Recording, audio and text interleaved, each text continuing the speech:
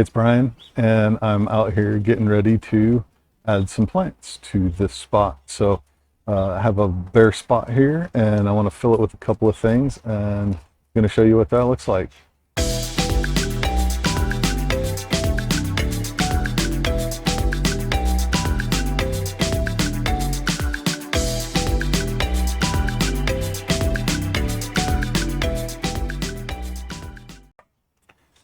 So first, taking a look at the spot here, this is right underneath my big palm tree that is swallowed by my neighbor's even bigger cedar tree.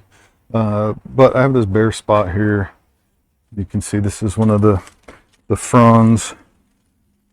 If I cut that out, there's going to be some empty space there, and I want to fill that, get that a little greener. So here's what we're putting in. So you can see there, that is a pink spike, and I got a couple of these guys.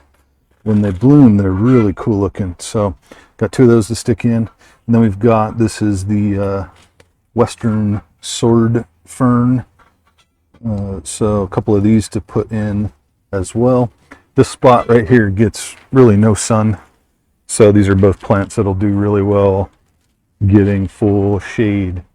And then over here, I got a couple of these as well.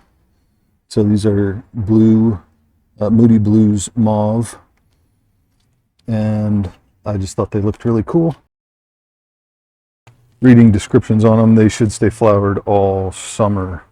And my wife likes purple, so that'll be good for her. So we're going to see if we can stick those in somewhere, either in between these color guards or somewhere around the color guards, and get that to have a little bit more color in it. So let's go ahead and get started.